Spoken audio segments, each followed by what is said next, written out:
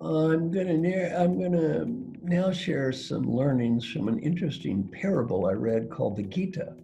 If you read the Gita, one of the great points is do not become attached to the end results of what you're doing. You do not have control over the end results. And that has never been more obvious than it is today. You did not create this virus. You have nothing to do with this virus, yet it is impacting your life. That is impacting your life. You don't get attached to the end results. We have the pleasure of welcoming Dr. Marshall Goldsmith today to our interview series. I am Nayan Jadeja from the PeopleHum team. Just a quick introduction of PeopleHum. It is an end-to-end, one-view, integrated human capital management automation platform, the winner of the 2019 Global Cody Award for HCM, that is specifically built and crafted for employee experiences and the future of work with AI and automation technologies. We run the PeopleHum blog and a video channel specifically targeting leaders and young leaders through our Leaders Hum series. And today, we are going to be interviewing Dr. Marshall Goldsmith as part of this series. A short introduction for him would be impossible, as his accomplishments are numerous in a multitude of areas, but let me try. Dr. Marshall Goldsmith has a PhD from UCLA, started off as a professor and dean, and then went on to start doing classes and leadership talks for top CEOs across the globe. He has been ranked as the #1 executive coach in the world and a top 10 business thinker for many years. He is the only two-time winner of the Thinkers 50 Award for #1 leadership thinker in the world. Dr. Goldsmith is the author and editor of 41 books, including 3 New York Times bestsellers that have sold over 2.5 million copies and been listed bestsellers in 12 countries. In fact, some of his writings are extremely popular in India as well. And he has lately launched a wonderful 100 Coaches program. We are thrilled, happy, and honored to have him as part of our interview series. Welcome, Dr. Marshall Goldsmith. Oh, thank you so much for inviting me. I love to work in India. In fact, I'm supposed to be in India now before this happened, and I've been there about 40 times. India is my favorite place to work in the entire world. People there have a wonderful attitude toward teachers, toward knowledge, and I'm kind of a student of various Eastern philosophies, and so I do love working in India. And again, my favorite place to work for the people. Awesome, great, yeah. So, Dr. Marshall, what we would like to talk about today is essentially this is meant for young leaders who are embarking on their leadership journey or are midway through that journey, and typically mostly very high achievers who've done exceptionally well earlier in their career and kind of transitioning into a leadership position or a leadership role. So would love to see what advice would you give that can help them transition in this journey? Well, I'm going to give several suggestions. Again, we have 45 minutes or so I'm not going to be able to say everything I know. On the other hand, I'm going to send you several articles. So everyone who listens can see the articles. I give away all my material. You may copy, share, download, duplicate, use in your business, nonprofit. Please use any of my material any way that you wish. So I do like to give everything away. So the first one I'm going to talk about is called Problems of the Super Smart. I wrote an article about this. Many of your listeners are very bright people making that transition from being technical achievers to leaders. To begin with, this is a very difficult transition. Why? Well, I know how competitive it is in India. Right. To get into a school is hard, very, very competitive. And, these young leaders we're talking about in your lives, you have taken test after test after test after test. And you've had one goal: prove how smart you are. Over and over and over, you have tried to prove how smart you are. When you make a transition to be a leader, you need to learn to stop doing that. You need to really focus on other people and helping them be great successes. For the great individual achiever, it might be all about me. For the great leader, it's all about them. Now, every time you get promoted in your life, this will become more and more true. At the first line level, you typically are still going to need to be both an achiever and a leader. At the CEO level, you have to let go of individual achievement and really focus on being a leader. I had the privilege of spending 50 days with the great Peter Drucker. Wow. Peter Drucker, the world's greatest authority on management. Although I got ranked #1 leadership thinker in the world, his intellect compared to mine, I was a 10-year-old compared to him. Very brilliant man. He taught me many lessons. In the new world, people manage knowledge workers. What is the definition of a knowledge worker? They know more about what they're doing than their manager does. And at the CEO level, with the people I coach, then ultimately that's where you end up. If you know more about marketing than the marketing person, more about finance than the finance person, more about HR than the HR person, you don't have a leadership problem. You have the wrong staff. So as a young leader, you need to be comfortable with people who know more than you, people who are more technically gifted than you. And also as a young leader, you need to make a very difficult existential decision. That's this: do I really want to be a leader? Do I really want to be a leader, or do I want to be an engineer, a technician, an IT person? And there's absolutely nothing wrong with being a technical achiever at all. The point is, you can't do both at the same time. Every time you get promoted, that technical knowledge is going to go down and down and down. Those young engineers are going to know more than you do. And you're the bright one today, and they're going to be the bright one tomorrow, and you're going to have to make peace with that. So you're going to have to make a decision. Do you really want to go into leadership? And you need to want to go for the right reasons. Just getting paid more is not reason enough. Do you really want to go into leadership? And if you do, then you have to make a big change. Quit making it about yourself. Quit making it about how smart you are and clever you are. Quit trying to prove you know everything. And to really focus on developing people who technically know far more than you do. By the way, this is very interesting and easy to understand in theory. It's very difficult in practice. Yes, absolutely. I can kind of relate as well. So what would you say are, kind of typical classical problems that these young achievers will face as they try and, move more into a leadership role? I was interviewed in the Harvard Business Review and asked a question. What is the #1 problem of all the successful people that you've worked with in terms of leadership? And my answer was winning too much.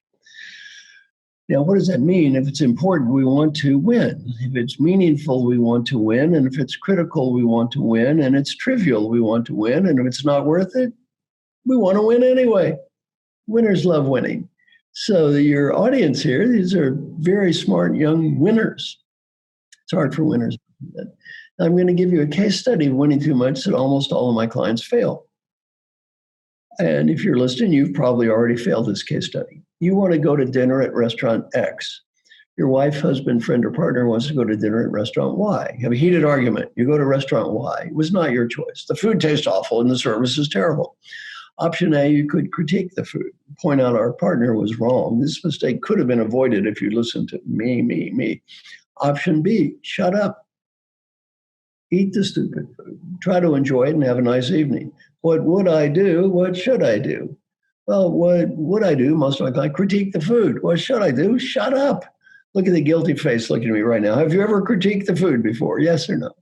The answer is yes, isn't it? You've done it. Too many times. Was this smart or stupid? Stupid. Very stupid. Very, very stupid.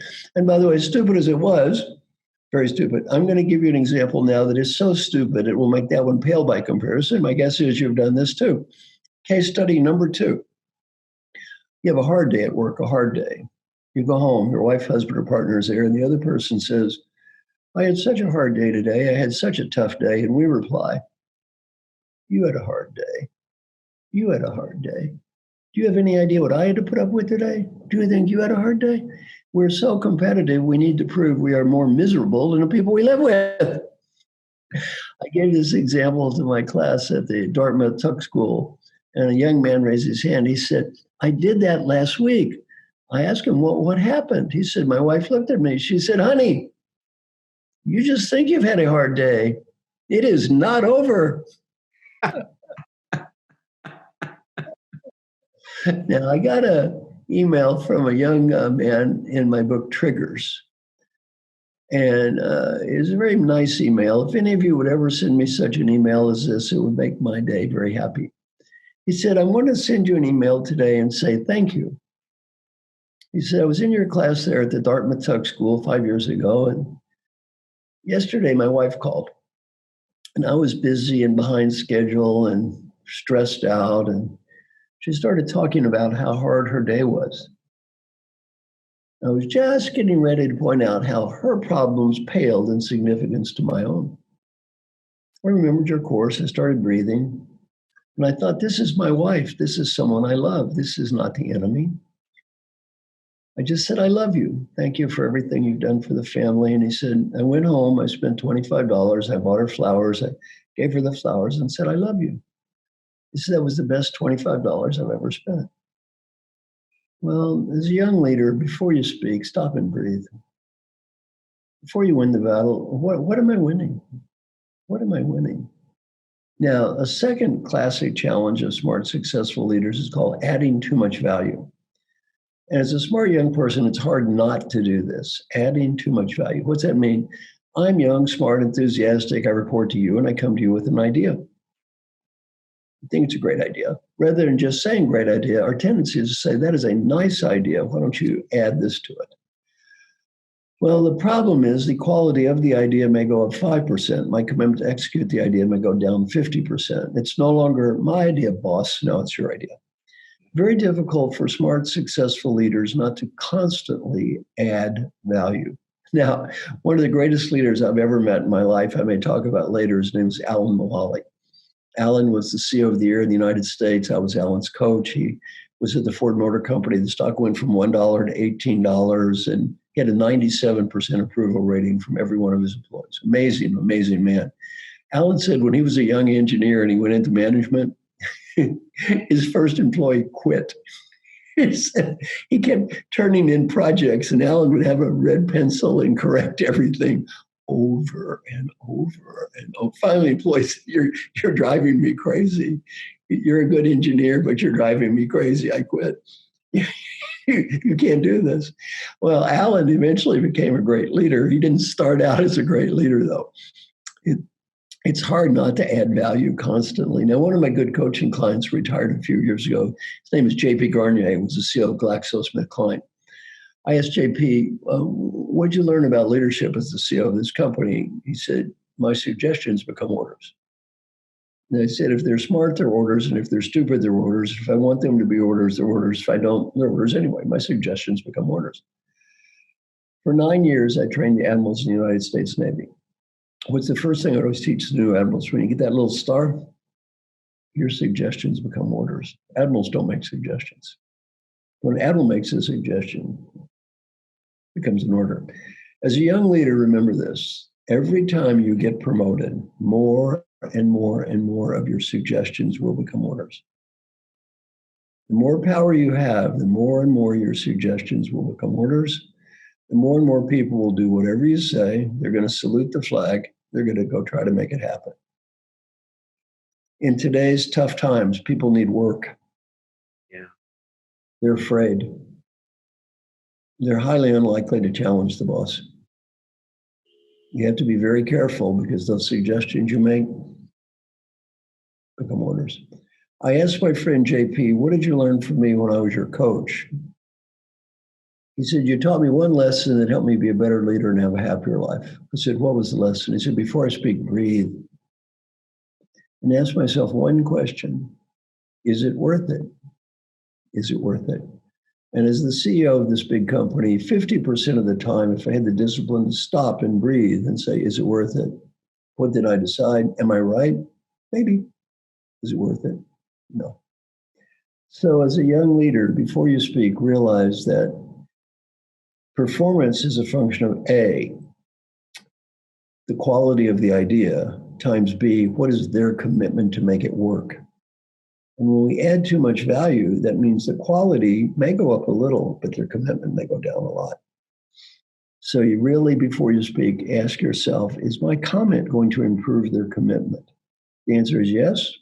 Great. If the answer is no, breathe again. Is it worth it? Sometimes it is anyway, but not always. JP didn't say he never added value. He said half the time he didn't add value. Now at home, everything also applies at home. Before you speak at home, breathe. Is my comment going to improve this relationship with the person I love? If the answer is no, why am I saying it? If you have to ask at work about half the time, it's not worth saying. If you have to ask at home, it is almost never worth saying. Yep. Great advice, both at work and in your life. So thank you.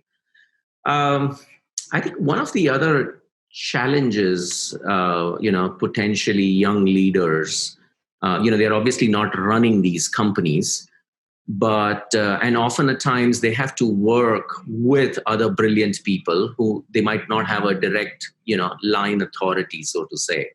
But they have to figure out, how do they influence them outside of, that. Right. So what or how would you say they can go about doing that?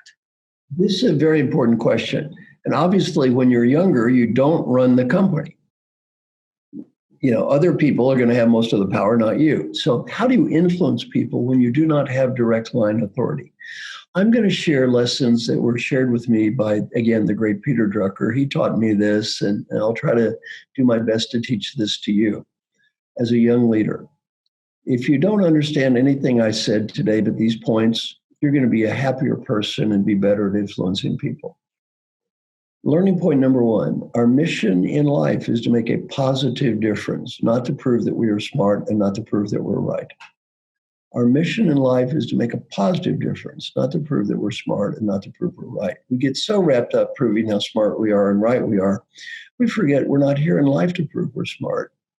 We're here to make a positive difference. Second, every decision in life is made by the person who has the power to make the decision. Make peace with that. Not the smartest person or the most logical person or a fair person. Decisions are not made based on logic or rationality or fairness or goodness. Decisions are made based on one and only one variable, power. Whoever has the power to make the decision will make the decision. That's life. Next learning point, if I need to influence you and you have the power to make the decision, there's one word to describe you, customer. There's one word to describe me, salesperson. The customer does not have to buy. The salesperson has to sell. The customer does not have to buy. The salesperson has to sell. As a young leader, you sell what you can sell. You change what you can change. If you can sell it, you sell it. If you can change it, you change it. If you cannot sell it and you cannot change it, you take a deep breath and you let it go. You never stab your boss in the back in front of your direct reports. Why? If you stab your boss in the back in front of your direct reports, what are you teaching your direct reports to do when they disagree with you? You're teaching them to stab you in the back. If we say bad things about our parents in front of our children, what are we teaching our children to do? We're teaching our children to say bad things about parents. Well, very important as a young leader, you recognize this isn't your show. You influence what you can in the most positive way you can. You're not there to critique upper management. You're not there to point out you're smarter than everyone. You change what you can change, and you make peace with what you cannot change. Before you deal with any topic in life, ask yourself one question, and this is in my book, Triggers. Am I willing at this time to make the investment required to make a positive difference on this topic? Now, you don't need to write this all down. I'll send you a copy of the article. Am I willing at this time to make the investment required to make a positive difference on this topic? If the answer is yes, you go for it. And by the way, even if it's a big dream, you go for it. Mahatma Gandhi, he went for it. Am I willing at this time? But he was making a positive difference. He wasn't just making ego points. Am I willing at this time to make the investment required to make a positive difference on this topic? If the answer is yes, you do it. If the answer is no, let it go. Don't waste your time talking about stuff you're not going to change anyway. And by the way, Donald Trump doesn't care about you. You're not going to change Donald Trump. You're going to change Mr. Modi there. Those people don't care about you. And focus on what you can change, not all this nonsense that you're not going to change anyway. Right. Very true. So Marshall, you are, a great executive coach. And I would be curious how, or, do you have a technique or two to share for, young leaders on how they could potentially, be a coach for their team members? Yes, I do. I'm going to share this with you. And it's a very practical, proven technique that leaders can use at all levels, by the way.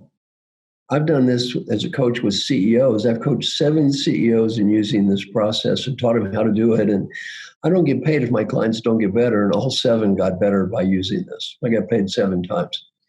So it's an amazing process. It's very simple. And it's very good, especially during times of crisis like this. I'm going to talk about how to use it, but especially how to use it during time of crisis like today. 6 basic questions. And again, you don't have to write all this down. I'll send you 11 articles that you can use to send to people that cover most of these points. Sit down with your direct reports and have a one-on-one dialogue that focuses on 6 basic questions. Question number 1, where are we going? I'd say, look, here's where I see the larger organization going. That would be you as a leader and everyone you manage. And then ask a person a question, where do you think we should be going? Question 2, where are you going? I'd say, here's where I see you and your part of the business going. Then ask a second question, where do you think we should be going? Question 3, doing well. Here's what I think you and your part of the business are doing very well on the positive side. And then ask a question, what do you think you're doing well? What are you most proud of? This is a very good question to ask because sometimes as a leader, you don't realize what other people have done. And they might say, we spent all weekend working on this project. We thought it would help you. I'm so happy at the way it worked out. You might say, thank you. I didn't understand that. I didn't appreciate it. I want to recognize people for this. Question number 4 is suggestions for the future. And I always suggest something called feed forward more than feedback. You can't change the past anyway. Rather than humiliate people by talking about all they did wrong, just say, moving forward, here's some positive ideas I have for the future for you. And then ask a person a question. If you were the coach for you, what ideas might you have for yourself? A very good coaching question. And they may come up with better ideas than you have. Question number 5, how can I help? As your manager, what can I do to help you do the best as possible? And then number 6, what ideas and suggestions might you have for me to work on for the future? 6 very, very simple questions. Now, the key to making this work could be summarized in a term called mutual responsibility. If I'm managing you, I would say, on a regular basis, I'm going to go through these 6 basic questions with you to make sure that we're aligned and everyone's in agreement. If at any time you feel a lack of clarity, if at any time you feel overcommitted, not sure what's most important, I want you to take the responsibility to talk to me.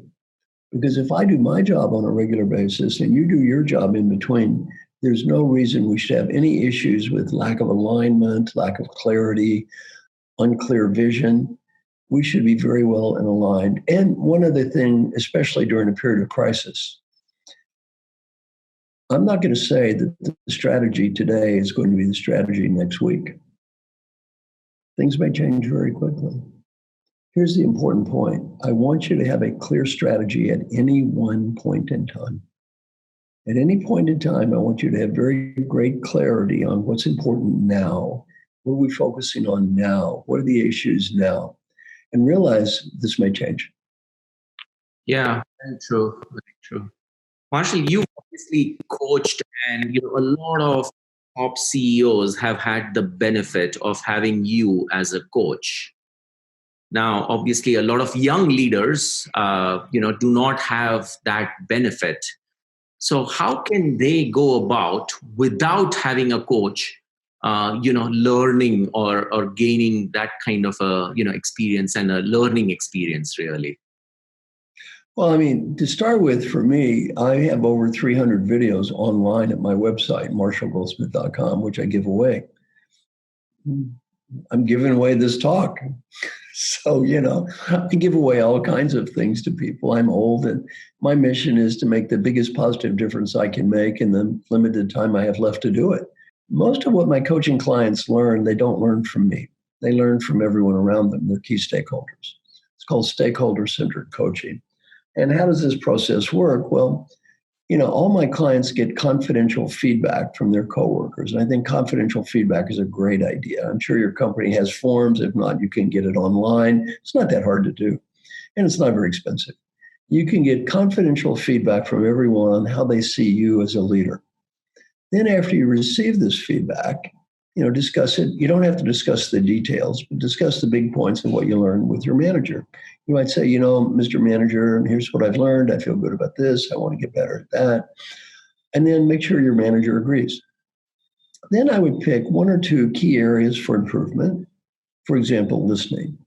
And then go back and have a dialogue with each of your coworkers. Could be peers, could be direct reports or management. That sounds like this.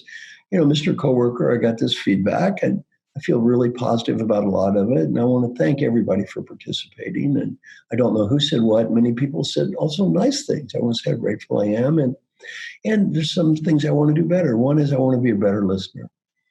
If I have not listened to you or the other people, I'm sorry. Please accept my apologies. There's no excuse. Now, you can't change the past. I'd say, I can't change the past. So I'm not going to ask you for more feedback about the past. I'm going to ask you for feed forward, ideas for the future. Please give me ideas that in the future, if I were to be a better listener, what can I do to be a better listener from your perspective? Whatever the person says, you sit there, you shut up, you listen, you take notes, and you say, thank you. You don't judge and critique. You don't judge and critique. Then you don't promise to do everything. Leadership is not a popularity contest. You say, Mr. Coworker, I can't promise to do everything everyone says, but I can promise to listen and think of these good ideas and do what I can. And I can't change the past. I can change the future. Can I get better at everything? I can certainly get better at this one thing. And if you do not mind, I'm going to involve you and ask you to help me get better. And then the key to making this work is over time, you have to follow up. On a regular basis, you'd say, Mr. Coworker, 2 months ago, I said I want to be a more effective listener. Based on the last 2 months, give me ideas on the next 2 months, 4 months, 6 months, 8 months. And what happens if you do this? Well, we've got a study, which I'm going to include in my package for you, called Leadership as a Contact Sport. This is research from 86,000 people around the world. And the people who do this get better. People who don't. And they don't get better because they go to a class or listen to a speech. They actually have to do the hard work. And by the way, the scores in India are among the highest scores in the world. So this is something that works very, very well in India with a lot of research behind it. Indeed, great. Right now we are obviously all going through these very tough pandemic times. What specific advice would you give leaders, especially young leaders, to lead in this time of crisis? I'm going to now share some learnings from an interesting parable I read called the Gita. If you read the Gita, one of the great points is do not become attached to the end results of what you're doing. This is very wise advice. Do not become attached to the end results of what you're doing. You do not have control over the end results. And that has never been more obvious than it is today. You did not create this virus. You have nothing to do with this virus, yet it is impacting your life. It is impacting your life. You don't get attached to the end results.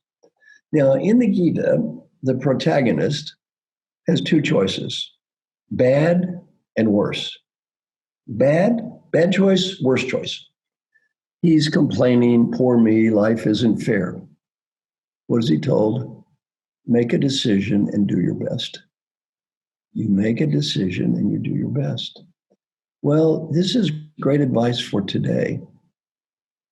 The choices today are not always going to be good. You're going to need to make a decision and you're going to need to do your best. And sometimes you're going to make the wrong decision. You're going to do what you think is right at the time and you're going to do your best. That's all you can do. Now, I want you to imagine a golfer. I'm not a golfer. My friend Mark Ryder, who writes books with me, is a golfer. You're a golfer. You're playing for the country club championship. You hit a beautiful drive down the fairway. There's a group of people in front of you who are very annoying, drinking beer, loud. Your beautiful drive straight down the fairway. It's a can that's been left on the fairway. A can. And careens over into the rough. Now you have a terrible lie. You are so angry. Those idiots, they left a can on the fairway. My drive was perfect. This isn't fair. You're very angry. You walk toward the ball. What does a great golfer have to learn to do? Let go of the beer can. Let go of the anger. Let go of the drive. You walk to the ball, let it go. Develop a strategy. Your strategy may be, well, I'm one shot behind, I'm going for the championship, I don't care, I'm going to go for the green. Low chance, going for it. Your strategy may be, I'm 3 shots ahead, no problems, I'll just pitch into the fairway and still win. You develop a strategy. Whatever it is, you develop a strategy. Then you walk to the ball, you focus, and you hit the shot that is in front of you. You don't think about winning the tournament. You don't fixate on the outcomes. You don't blame the person for the past. You make peace with what is. You hit the shot in front of you. It's all in life you can ever do. Hit the shot in front of you. You develop a strategy, you're clear on the strategy, and you hit the shot in front of you. You've got to let go of the past. You can't get distracted with the news, with all this nonsense. You can't let it drive you crazy. All you can do at any second in time is hit that shot that's in front of you. One of the great leaders in my 100 coaches group and in my group, and we have a special group in India now. One of the great leaders in our group is named Harry Kramer, was the CEO of a large drug company called Baxter. And Harry was asked a hard question. He said, as a leader, you've had to lay off people. You've had to fire people. You've had to make hard decisions. How do you sleep with yourself at night, knowing you've had to do things that actually hurt people? Harry said, I asked myself 2 questions. Question number one, did I do what I thought was the right thing at the time? Maybe it wasn't the right thing, but I thought it was. Did I do what I thought was the right thing at the time? And then question 2, did I do my best? And if the answer is yes, I did what I thought was right and I did my best, that's all I can do.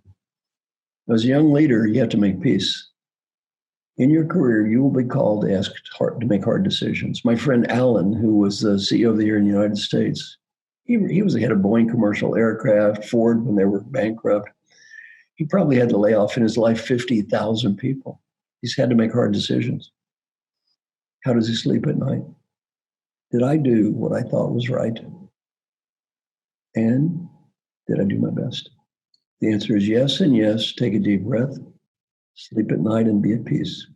You've done all that you can do. As a leader, you're going to have to make sometimes hard decisions, tough decisions. This is a message from the Gita. Did I do the right thing? Did I do my best? That's all you can do. Absolutely. A final question. A lot of the things that you've mentioned, and especially for young leaders, it becomes, how do you separate the professional life from the personal life? So again, younger leaders, how do some of these things apply in their personal life as well? Or what advice would you give them? Well, when my daughter Kelly was 11 years old and my son Brian was 9 years old, I began asking my children a question. A question we as parents don't ask enough. And as a young leader, when you have children, it's very good to learn this question. What can I do to be a better parent? How can I, in my case, be a better father? Problem with asking the question is you get the answer. My daughter Kelly was 11 and she said, Daddy, you travel a lot. That's not what bothers me. What bothers me is the way you act when you come home. You talk on the phone, you watch sports, you do not spend much time with me. And she said, one time it was Saturday and I wanted to go to a party at my friend's house and Mommy did not let me go to this party. I had to stay home and spend time with you. And then she said, you spend no time with me. That was not right. Well, what could I say? Well, thank you. Daddy must do better. I said, Daddy's going to try to measure how many days I can spend 4 hours with my family. I measured it every day. 1991, 92 days. 1992, 110 days. 1993, 131 days. 1994, 135 days.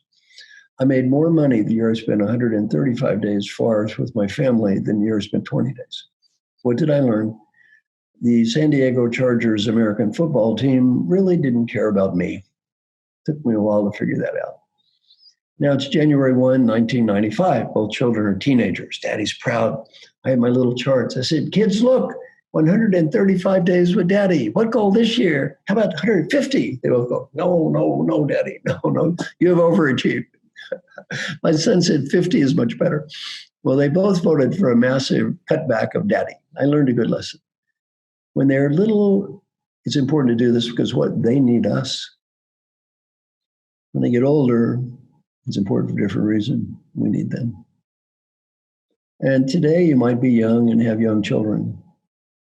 One day you won't be young, hopefully. We need them.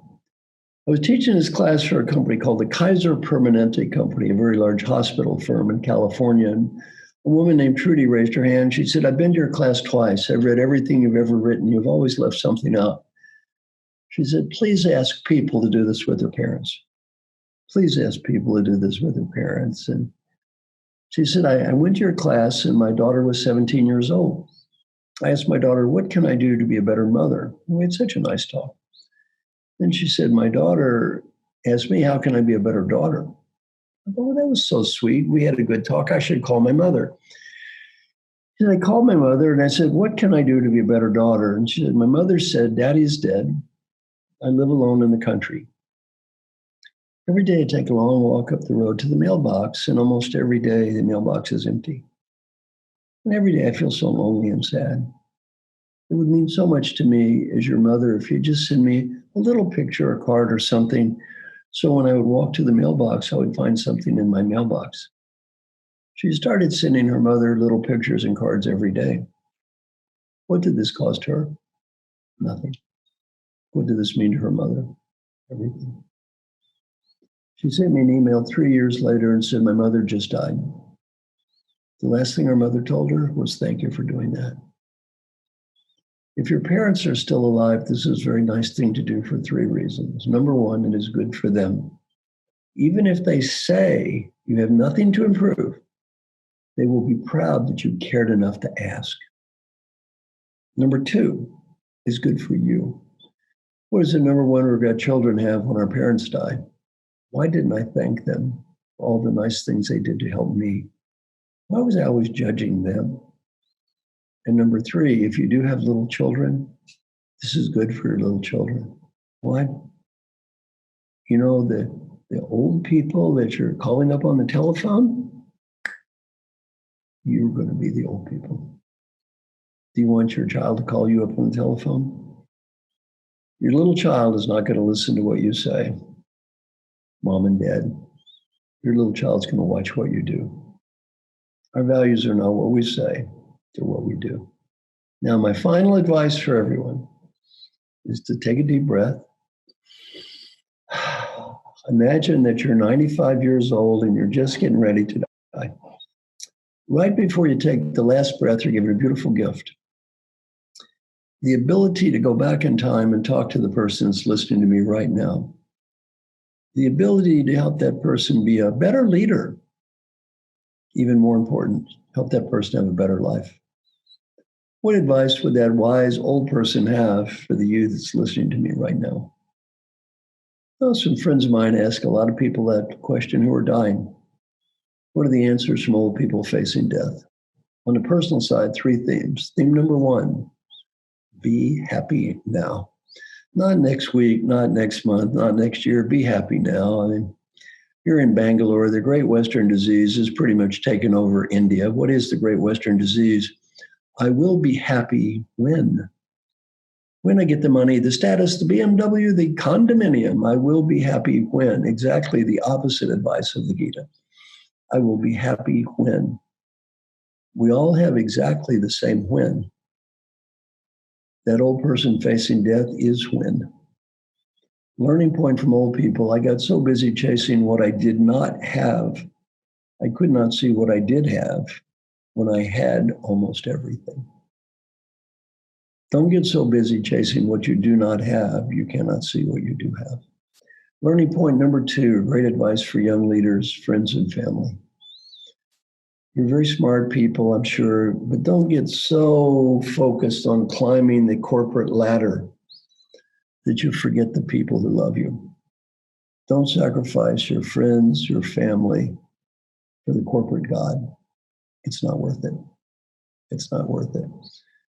Number 3, if you have a dream, go for it. Because if you don't go for it when you're 28, you may not when you're 38, you probably will not when you're 88. It doesn't have to be a big one, maybe a small one. Go to New Zealand, speak Spanish, play a guitar. Other people think your dream is goofy. Who cares? It's not their dream, it's your dream. It's not their life, it's your life. Old people that try to achieve their dreams are almost always happier with their lives. None of us achieve all our dreams. If we do, we just make up new ones. The point is not, did I achieve my dreams? The point is, did I even try? Business advice, not much different. Number 1, life is short, have fun. If you think you're going to enjoy being a leader that's meaningful for you and the results are very important and you have joy in the process, do it. If you're only doing it to get promoted and you're miserable, it's not worth it. Money is not worth it. So number 1, be happy now. And before you go into leadership and have a career in leadership, ask yourself, is this what I want in life? There is a price. Do I want to pay that price to be a leader?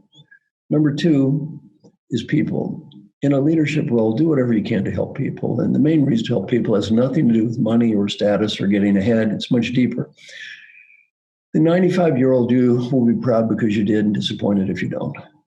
And if you don't believe this is true, I've interviewed many CEOs who are retired and asked a question, what's important? What mattered? None told me how big their office was. They only talked about the people they helped. Final advice is the same, go for it. Your world is changing, leadership is changing, do what you think is right. You may not win, at least you tried.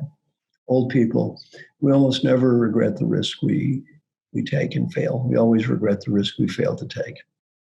And finally, it's been my honor to make this little tape for you. My mission in life is pretty simple. It's to help you have a better life and maybe help the people around you have a little better life. I feel very lucky to work with young people. You have a great life in front of you, a career. Hopefully you can use a little bit of what I've said in the years ahead to be maybe a better leader, have a better life, be a little happier, and then influence others down the road so the same thing is true for them. So finally, thank you so much for inviting me to talk with everyone. It's my honor. Thank you very much.